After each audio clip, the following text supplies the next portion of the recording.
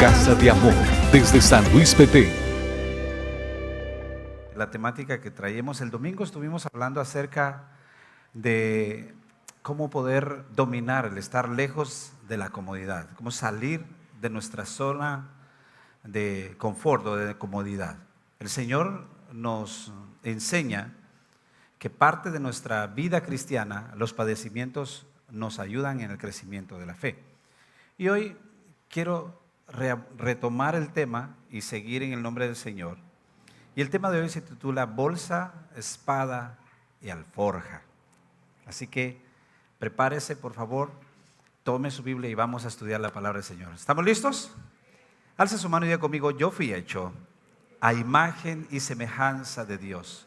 Nací para adorarle, para aprender de Él, para hablar de Él, para servirle a Él y a través de su amor brindar amor a mi prójimo.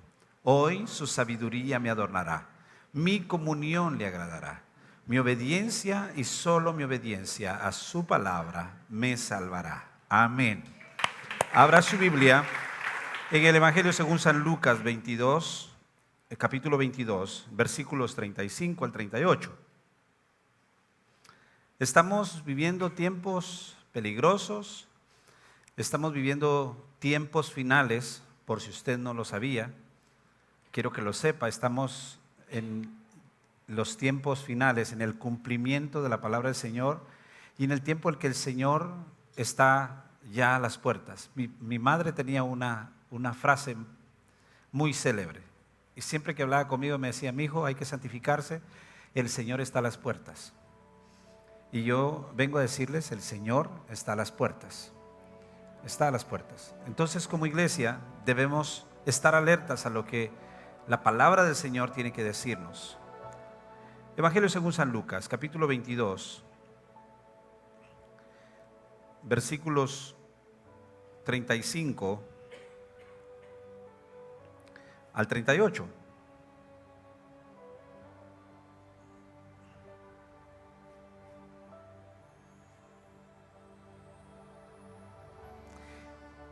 Dice la Escritura, bueno, para ponerlo en contexto a usted, en este momento Jesús, en los versos anteriores, Jesús les confronta a los discípulos y a Pedro le dice: ¿sabes qué? Tú me vas a negar. La hora de la crisis se acerca y llegará un momento en que tú me vas a negar. Y Pedro, usted sabe la afirmación, le dice: no, yo voy a ir contigo a la muerte si es posible. Pero Jesús sabe exactamente cómo está el corazón de Pedro. Y Él conoce cada uno de nuestros corazones. Cuando Él los envió de dos en dos, Él les dijo: vayan y no lleven ni vestido, ni alforja, ni bolso. No lleven dos túnicas, porque el obrero es digno de su salario, ¿verdad? Y allá en Lucas capítulo 9 y en Lucas 10, cuando envía a los 70, les hace el mismo encargo. Pero ahora aquí vea, el encargo es totalmente distinto. Verso 35, y a ellos dijo: cuando os envié sin bolsa, sin alforja y sin calzado, ¿os faltó algo? Ellos dijeron: nada. Y les dijo: pues ahora el que tiene bolsa, tómela, y también la alforja, y el que no tiene espada, venda su capa y compre una. Porque os digo que es necesario que se cumpla todavía en mí aquello que está escrito. Y fue contado con los inicuos, porque lo que está escrito de mí tiene cumplimiento. Entonces ellos dijeron: Señor, aquí hay dos espadas. Y Él les dijo: basta. Qué interesante que el Señor está hablando con ellos y ellos no son capaces de interpretar la palabra de Jesucristo en ese momento. Jesús lleva a sus discípulos y frente a ellos se transfigura, y en este momento aquí Él está dando haciéndoles una petición muy importante. Y esto es uno de los versos más mal interpretados de las Escrituras. Porque se da la pauta como que Jesús está incitando a la violencia, a tomar las armas y a salir a pelear. Mas no es así.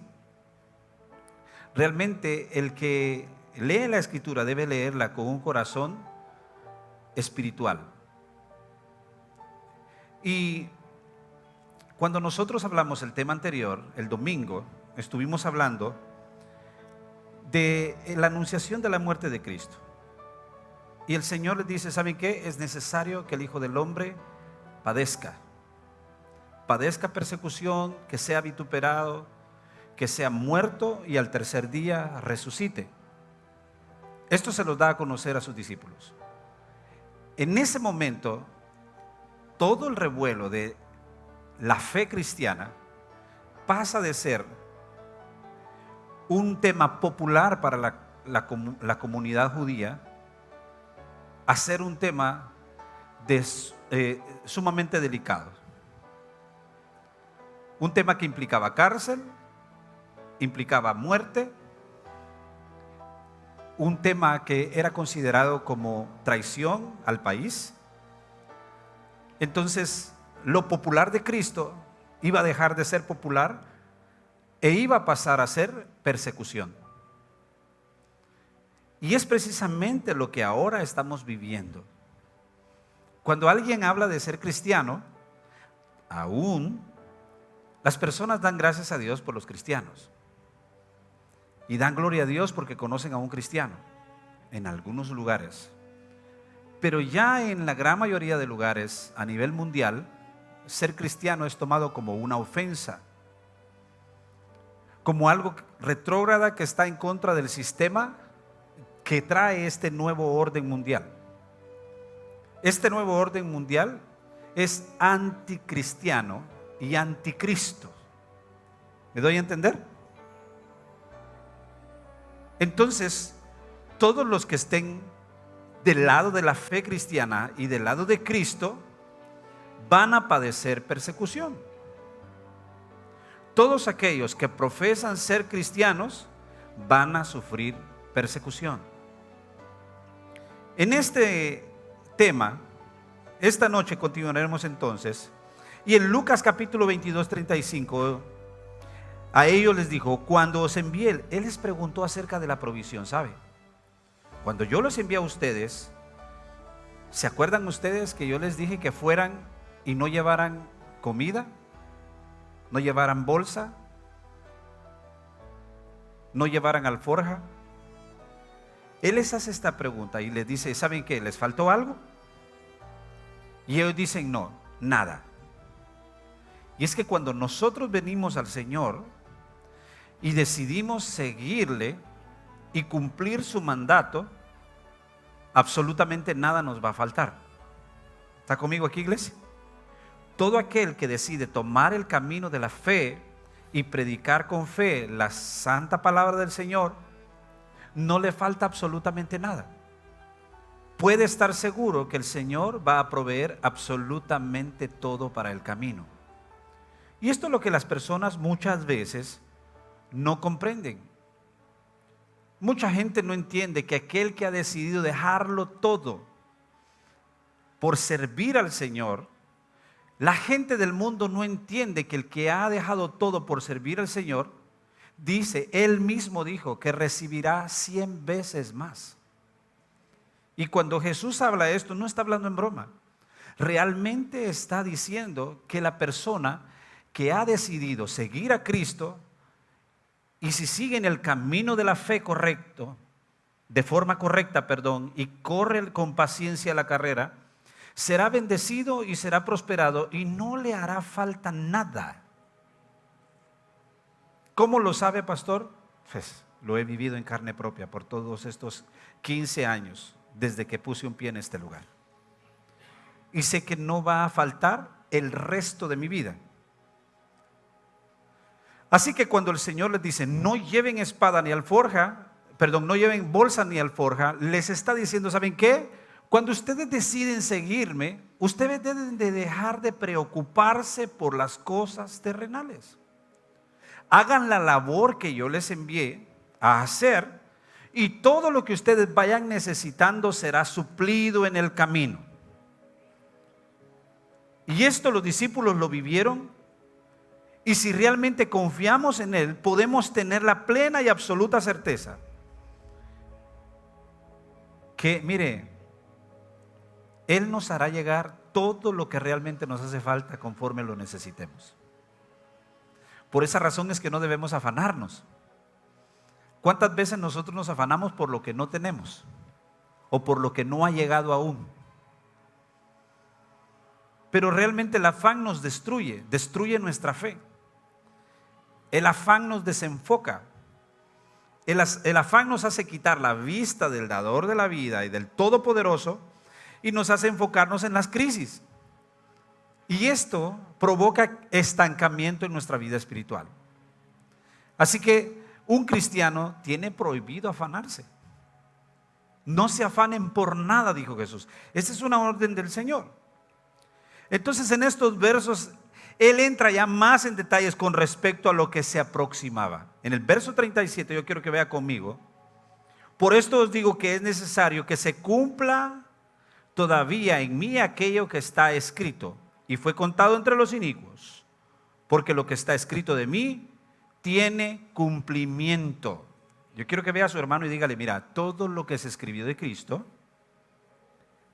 se va a cumplir. Todo lo que dice del Señor en la palabra tiene cumplimiento. Si la Escritura dice que Él vendrá en las nubes, ¿usted qué cree? Va a venir. Si Él dice, miren, ¿saben qué? Viene el momento, dice, ay de las que están en cinta. Cuando el Señor habla de la persecución, dice, ¿sabe qué? El que esté abajo, corra hacia la azotea, súbase. Prácticamente está hablando de persecución. Y en tomar la cruz de Cristo ahora mismo en el mundo significará persecución para los cristianos. Yo quiero que usted tenga en claro que ahora tenemos que tomar nuestra bolsa. ¿Qué significa eso? Si antes no había aprendido a vivir por fe, vienen días en que vamos a tener que aprender a vivir por fe. Amén, iglesia. Lo que estoy tratando de decirles esta noche es que si usted tiene una vida holgada, cómoda, llega un momento en nuestra fe en que realmente, en nuestro caminar con Cristo, en que realmente nuestra fe va a tener que ser puesta en práctica. Entonces usted va a dejar de atenerse de su trabajo, va a tener que dejar de atenerse de sus empresas, va a tener que dejar de atenerse de sus capacidades y va a tener que aprender a vivir realmente por fe. Y esto es algo duro. Yo sé que algunos que ya viven por fe pueden entender lo que estoy tratando de decir esta noche. ¿Por qué razón? Gracias, hermano. Porque una persona que vive por fe no está esperanzada en las personas, no está esperanzada en la gente, no está esperanzado en lo que tiene. Su seguridad no es eso. Ese es un futuro incierto. Una persona que vive por fe, sus esperanzas están puestas en Jesucristo.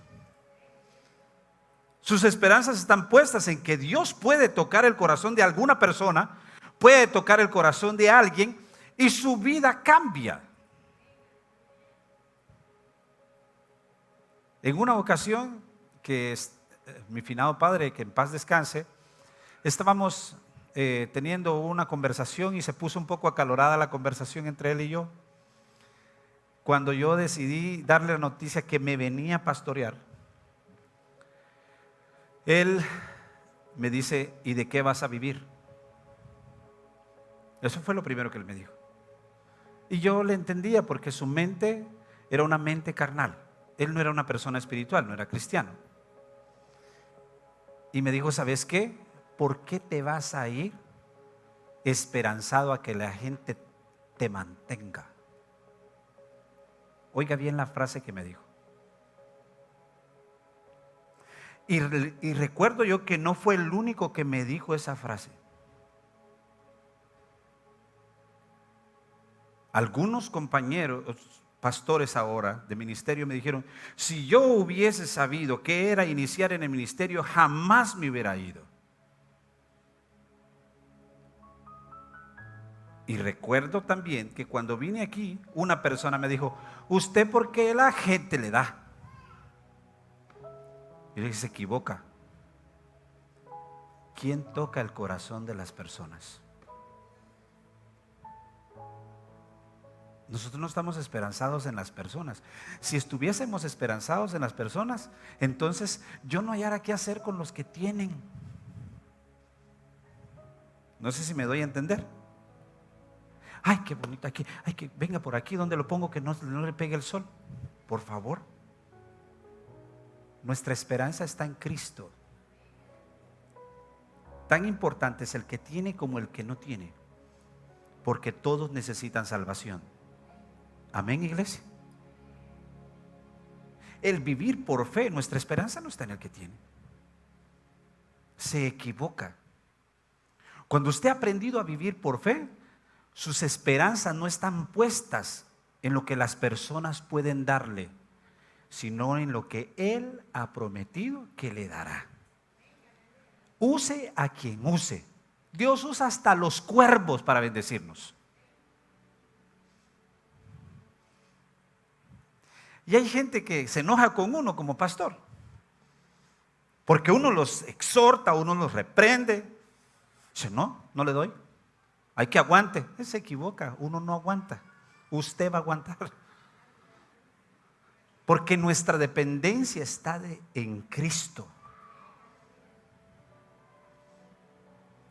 Hay personas que desean castigarlo a uno, pero el que vive por fe no está condicionado, mire, a las circunstancias. Y Jesús está diciendo, miren, viene un momento en que ustedes no tienen que vivir condicionados a las circunstancias. Si yo estuviera esperanzado en algunas personas, sinceramente se los digo, por algunas personas yo no comiera. ¿Está conmigo aquí?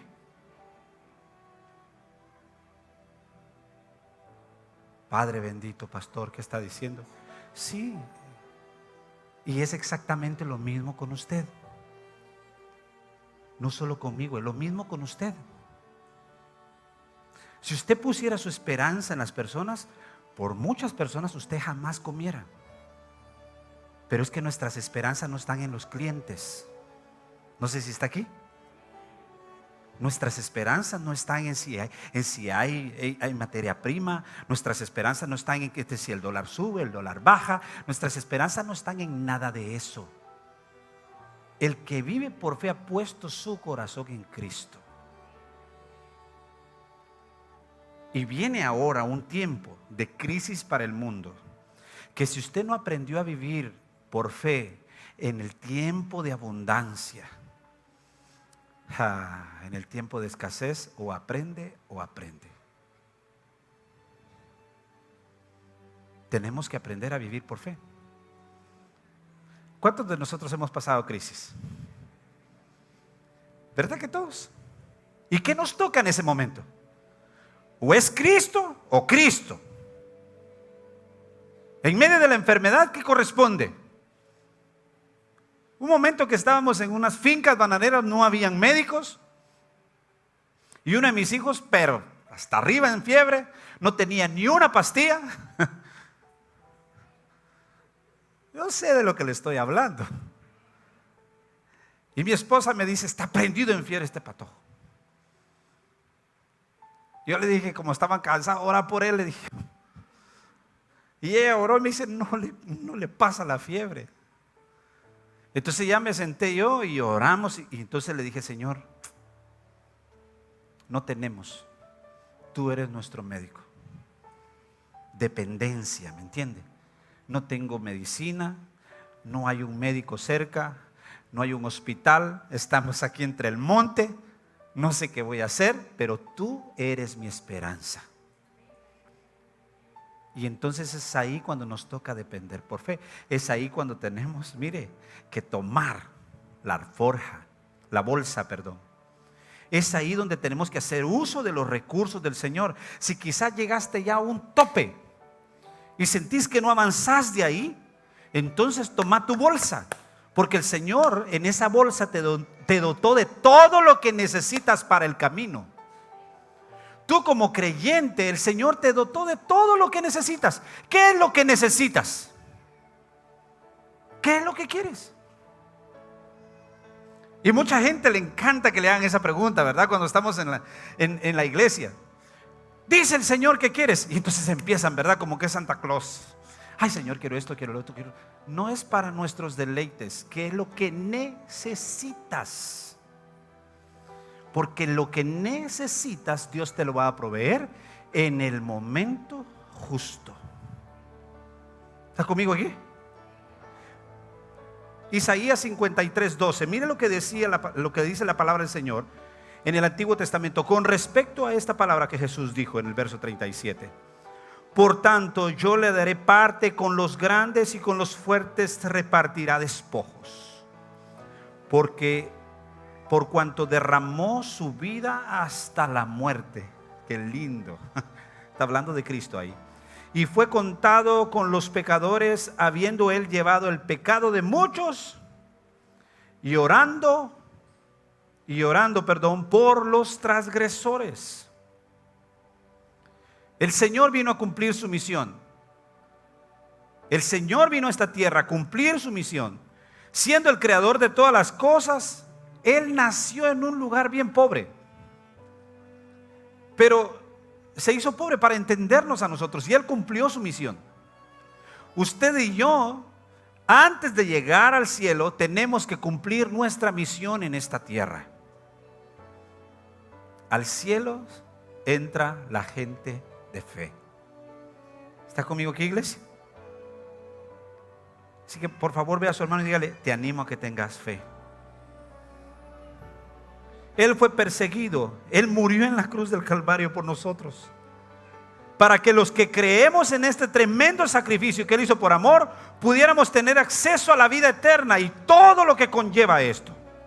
Así como resucitó, también nosotros vamos a resucitar. La Escritura dice que cuando Él venga, los que hayan muerto en Jesucristo van a resucitar primero. Así que usted y yo, si en algún momento el Señor no ha venido,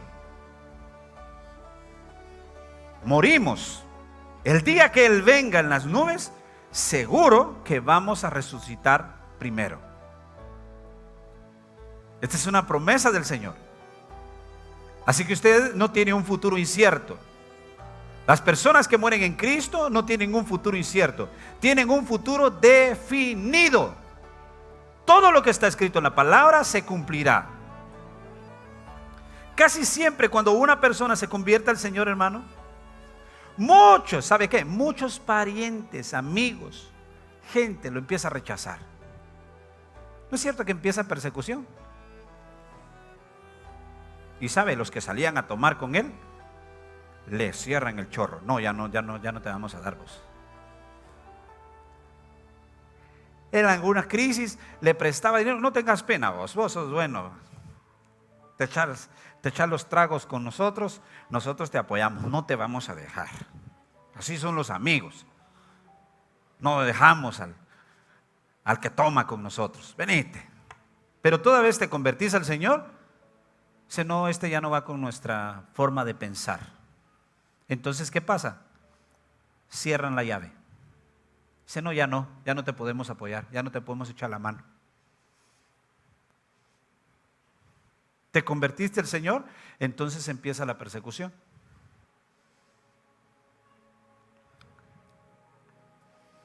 Ve al verso 36. Y les dijo: pues ahora, el que tiene bolsa, tómela, y también el que tiene alforja, y el que no tiene espada, venda su espada y compre una.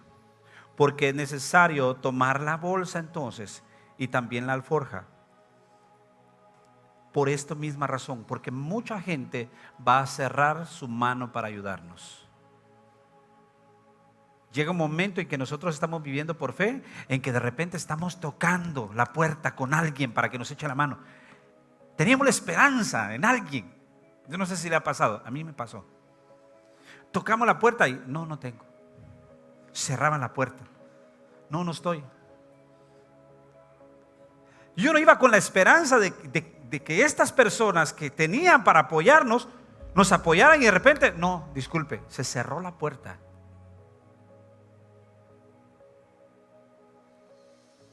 Y toca muchas veces. Yo no sé si a usted le ha pasado, pero a mí me pasó en una ocasión. No había nada. Entonces, yo sé que salir así, mire, sin nada, ¿verdad? Así, viendo al cielo y pensando. Porque en ese momento de la crisis, a veces uno dice, bueno, Señor, ayúdame. Pero uno dice, ayúdame, pero también sabe qué va pensando. Ayúdame, Señor, ¿a quién le presto? ¿A quién le digo? Nuestra fe es tan limitada que uno empieza a pedir ayuda, pero pensando en cómo solucionar la situación por su propia fuerza. ¿Sí? Pero el Señor dice no. Viene un momento en que ustedes van a tener que depender o de mí o de mí. Y usted sabe, cuando esto se da, los discípulos huyen, son perseguidos. Entonces la fama de Jesús ya no era algo relevante para ellos, era motivo de persecución y de muerte.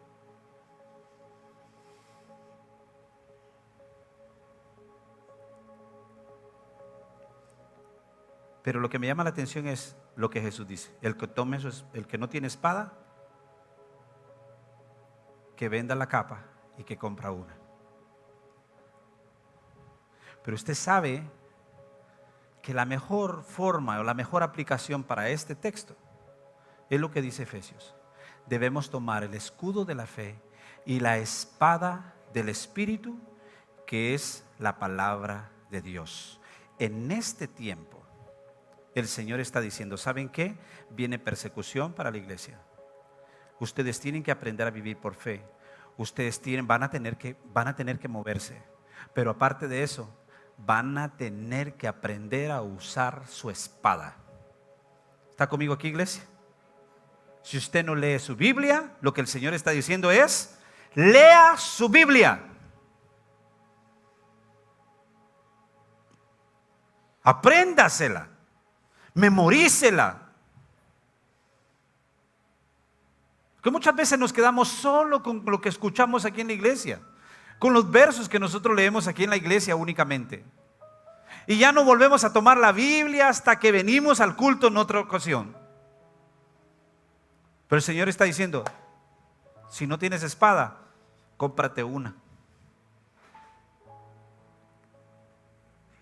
¿Cuántos tienen Biblia? ¿Sí? Yo ya la descargué, hermano. No, cómprese una Biblia física y lea su Biblia física. Porque ahí en el teléfono, usted está viendo el teléfono, ¿verdad? Y está viendo la Biblia y de repente se pasa ahí a TikTok y se distrae. Entonces utilice una Biblia física. Amén. Cómprese una Biblia. Y hay gente de doble moral que dice, ay, hermano, si la palabra no debe ser vendida, dice. ¿Usted ha oído a esa gente? ¿Cómo es eso? 500 quetzales por una Biblia, 600 quetzales por una Biblia. Eso es 800 por una Biblia de estudio. ¿Usted no le duele pagar 11,000 por un iPhone 11 o 15? 11,000, 15,000, no sé cuánto vale uno de esos. No le duele. Pero todo es de comprar la palabra del Señor, pega gritos en el cielo por 800 quetzales. Qué caro, dice. En una sentada en Campero se lo gasta. Valga la publicidad, perdón.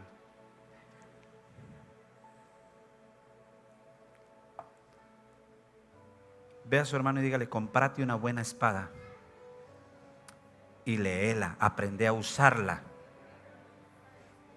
Aprende a usar tu espada.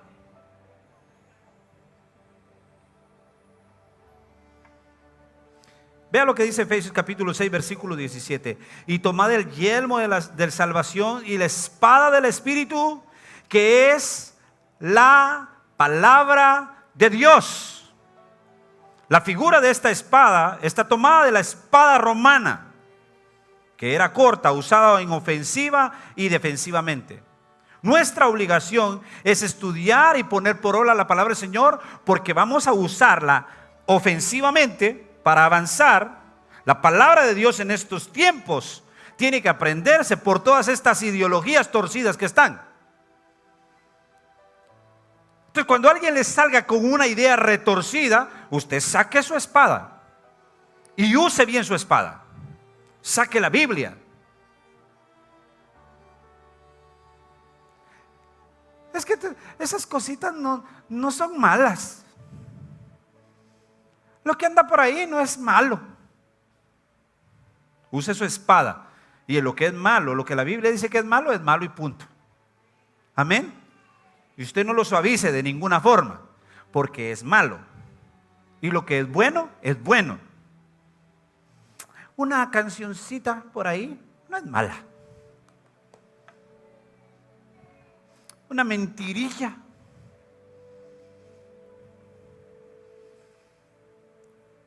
Un negocito turbio de vez en cuando no es malo.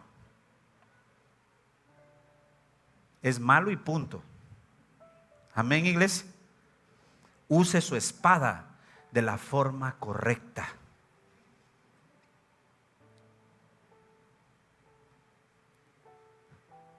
En ese momento, usted recuerda cuando el Señor fue arrestado. Pedro recuerda esta frase, ¿verdad? Compren sus espadas. Y cuando el Señor está siendo arrestado, sí, dijo, ras. Y va. No me refiero a eso, le dice Pedro. Guarda tu espada. El que a hierro mata, a hierro muere. No es así el asunto. Toma, mira. Y le vuelve a pegar. Imagínese usted la sangre rodando aquí y aquel con la oreja pegada otra vez. ¿Ya? Pero vea un asunto. Jesús una vez más le está diciendo, no es así. No es así.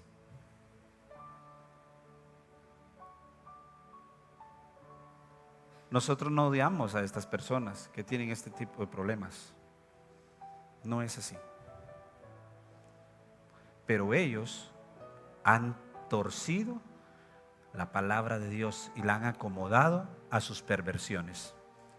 Y es ahí cuando nosotros tenemos que hacer uso de nuestra espada y arremeter de forma correcta. ¿Está conmigo aquí, iglesia? Entonces es ahí. ¿Por qué razón a veces no nos metemos? Porque segurito vamos a sufrir persecución.